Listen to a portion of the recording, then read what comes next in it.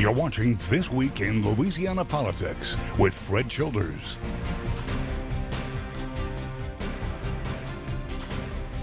Good Sunday morning to you. I'm Fred Childers. Thanks for joining us for This Week in Louisiana Politics on your local election headquarters. Well, despite the growing number of new cases right now, some people are planning a protest to push for reopening the state. Dion Guillory tells us why some say it needs to happen now. We need to go back to work now. Brenda Hughes and her husband Tim say they feel the governor's stay-at-home order during the coronavirus pandemic has taken their rights and the state needs to reopen now. We're not crazy.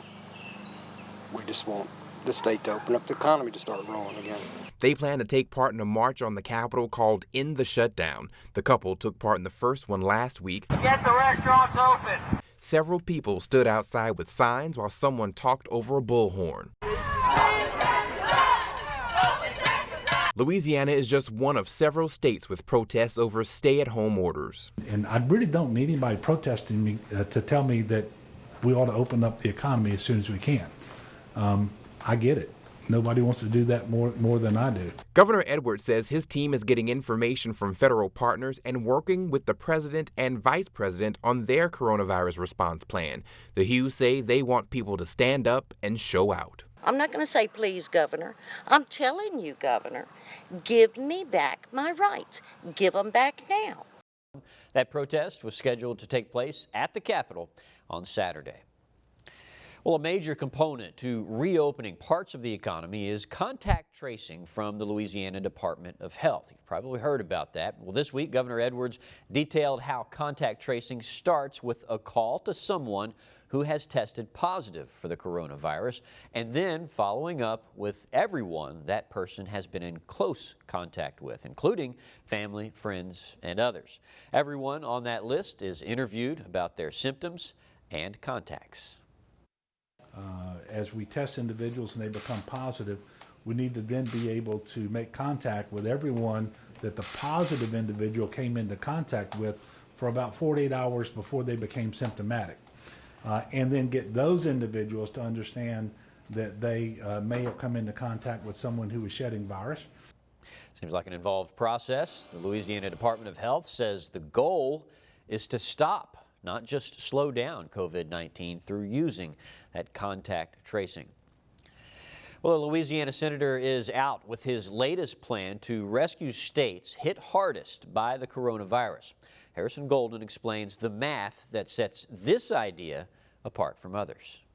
A Republican and a Democrat. Louisiana's Bill Cassidy and New Jersey's Bob Menendez. Their teamwork, Cassidy says, is no coincidence. Our two states are two of the three states most severely impacted. Those states most impacted would get the most funding for essential services under their so-proposed SMART Fund. We call this the SMART Fund because, frankly, it's common sense. If we don't take smart action and prioritize funding to the areas most impacted, it will only spread beyond those communities and states. The $500 billion fund would be split into thirds. 1/3 would prioritize communities by population, a third by infection rate, and the last third by revenues lost under stay-at-home orders. It's really the way Congress is supposed to work, where members who are particularly affected by an issue put their heads together and come up with a concept, as opposed to just turning it over to the four corners or to the administration to devise. Cassidy says it's too soon to tell how much the fund would provide for Louisiana, but expects his home state to get more aid than most. It is a formula, therefore has variables, and so those variables have yet to be defined. That said, clearly, Louisiana is going to be among those significantly impacted. The fund would run through the end of the calendar year. Congress plans to take it up when members return, which for now is May 4th. The proposal comes as Congress asks the nation's Treasury to replenish a so-called Paycheck Protection Program for small businesses. You might recall money in that program ran out last week. Earlier this week, the Senate passed a new $500 billion federal relief bill. It includes funds for the Paycheck Protection Program, a small business loan fund which ran out of money, as we mentioned, and the bill will also set aside $75 billion for hospitals and testing. Senator Bill Cassidy is a co-sponsor of the bill. The House is expected to vote on the bill as early as Thursday. If it passes, it will then head to the president's desk. Concerns over spreading the coronavirus have already led Louisiana to delay its presidential primary twice. It's now set for July 11th, with local races August 15th. Harrison Golden details the plan to protect voters. I took an oath under God to do the best that I could possibly do. Secretary of State Kyle Ordwin's best stays alive. Thanks to House and Senate panels, his proposal would expand mail-in voting this summer to those with underlying medical conditions, those advised by doctors to isolate or quarantine, and those either feeling coronavirus symptoms or caring for someone who is. I don't want to be part of a system where people have to put themselves in harm's way because we didn't have enough PPE. Ordwin's proposal differs a bit from what he pitched last week after Republican lawmakers feared his initial plan would put the mail-in voting pool too wide and invite too much voter fraud. Voters simply with so-called concern of exposure would now have to vote in person. We noticed that they removed the provision to accommodate people with child care responsibilities who might not be able to get to the poll for lack of school or child care for their children. And while some say the changes let too few people vote by mail, others still say they would let too many. Not having any ID requirement, that concerns me. But the general consensus, this plan is all that time permits. Be the leaders and vote for this plan, this temporary plan, to provide the access under the circumstances we never foresaw. The plan now goes to the full House and Senate. Lawmakers have until 5 p.m.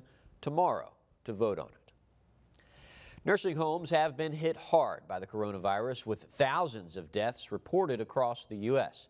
Washington correspondent Jesse Tenor reports the Trump administration has announced new rules to require the facilities to inform residents and their families of COVID-19 cases and report them to the CDC. They're extremely vulnerable to this to begin with. CMS Administrator Seema Verma says nursing homes are ground zero for the coronavirus crisis.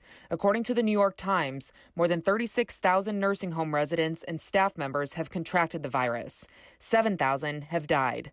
But those numbers could rise because until now, the facilities were not required to report cases to the CDC. We want to make sure that patients and their families have full transparency and that they know what's going on. Under new CMS requirements, nursing homes will report coronavirus cases of their patients and healthcare workers directly to the CDC every week, or face at least a $1,000 fine.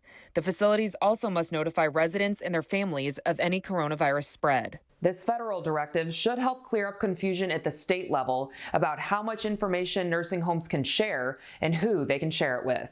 Louisiana Senator John Kennedy. Right now, we seem, knock on wood, to have a handle on our nursing home cases, but we have to remain careful. Verma says that's why the reporting is so important, especially as states start to reopen. If we continue to monitor nursing homes, we may be able to detect if there is an outbreak in a community. The data on coronavirus cases in nursing homes should be available to the public on the CMS website within the next few weeks. In Washington, I'm Jesse Tenor.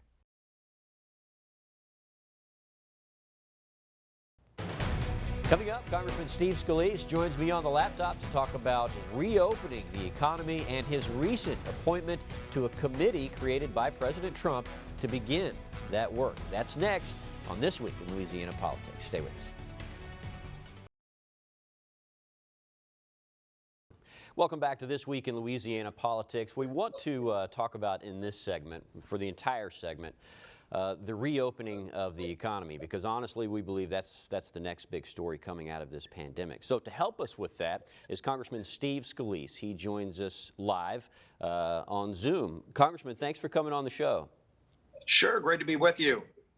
So you've been appointed to a panel to advise the president on reopening the economy. We know there are a lot of big initiatives out there, but I wanted to ask you, what are some of the big initiatives that are coming up that could help Louisiana specifically? Well, you know, we're continuing to see advances in the medical side and research, both for testing, but also for potential cures. That's going to continue on. But look, Congress just passed another relief package to help small businesses, to help families make it through this tough time. But everybody knows that you've got to start getting the economy back going again in a safe way. It's not a trade-off between economic health and physical health. You've got to do both. But if you go another month or 2 months with the economy completely closed, there are a lot of businesses that won't come back, and there are a lot of people whose jobs won't come back. And so we've got to start thinking about how to reopen the economy in a safer way, and to do it as soon as we can. And I think you're starting to see efforts in Louisiana. I've talked to Governor John Bel Edwards about it. Of course, I've talked to President Trump about it. I was honored to be appointed to his task force to reopen the economy. And I've been talking to a lot of the heads of some of the biggest companies in America, biggest companies in the world, but also some of the biggest companies in Louisiana about what can be done to help people start getting back into restaurants again, getting back into their offices again, and just to get things going where people can safely get out and just do the things that they used to do, knowing that you're going to still have to social distance, you're going to wash your hands a lot more, but you can get out on the house. Congressman, I'm glad you brought up Governor John Bel Edwards. We've been following him closely on his daily briefings. He's a Democrat. You're a Republican. I know in the past you've been critical of House Speaker Nancy Pelosi, a Democrat, and a lot of the Democrats that you guys blamed for holding up that first wave of legislation in the CARES Act because they wanted their wish list included in that legislation. But you seem to be working well with Governor Edwards. You even said in one of the press conferences that you talk to him daily about COVID-19. What is the difference there? Well, we have a very good working relationship, and if there's ever a federal issue, he's surely able to get in touch with me and call me on my cell phone, and we've got that same open door where I can call him if there's an issue or something I want to help with. And, we both, I think, have a very similar view of what we want to do to see the economy get back open. In Washington, unfortunately, like you had mentioned, the real differences that I had with Speaker Pelosi was that she was trying to add in things that were unrelated, like the Green New Deal and changing how voting would work in the November election, when we ought to be focused on how to save families and small businesses from bankruptcy today. And those were the differences we had. But John Bel and I have had a good working relationship for a long time. And, we had lunch in Baton Rouge just a little over a week ago talking through some of the reopening issues. And I think we both want to see the economy come back, and we want to see it done in a safer way. And so we're working to achieve that. And some of the latest controversies involve these blue states who could possibly declare bankruptcy. There were some comments made by Senate Majority Leader Mitch McConnell on some of those states declaring bankruptcy, and I think you had even echoed some of those sentiments in that you're not going to fund what you called their bad mistakes. You're not going to give them money from the government because they weren't doing well in the first place. You guys have gotten some criticism, both of you. In fact, I think the governor of New York, Governor Cuomo, said one of the saddest, really dumb comments of all time. What's your reaction to that? Well, and you look at Governor Cuomo, and first of all, nobody wants anybody to go bankrupt. But for a state like New York to ask the federal government for a bailout when they were going bankrupt prior to COVID-19, they had a multi-billion-dollar deficit before all of this because they're a high-tax state with really bad policies and regulations. Look, Cuomo was shutting out oil from moving through pipelines to go to the Northeast, so he's forcing New England states to buy oil from Russia. How crazy is that when you have $20 barrel of oil in America, and Cuomo's saying you can't move oil through New York, so the New England states now have to get it from Russia at a higher cost. That's the kind of policies that he has used to run his state into the ground prior to COVID-19. Now, by the way, the federal government has spent billions of dollars helping New York through this crisis, which we should do. And, you don't hear the governor talking about that right now. But he is asking for a bailout for his problems prior to COVID-19.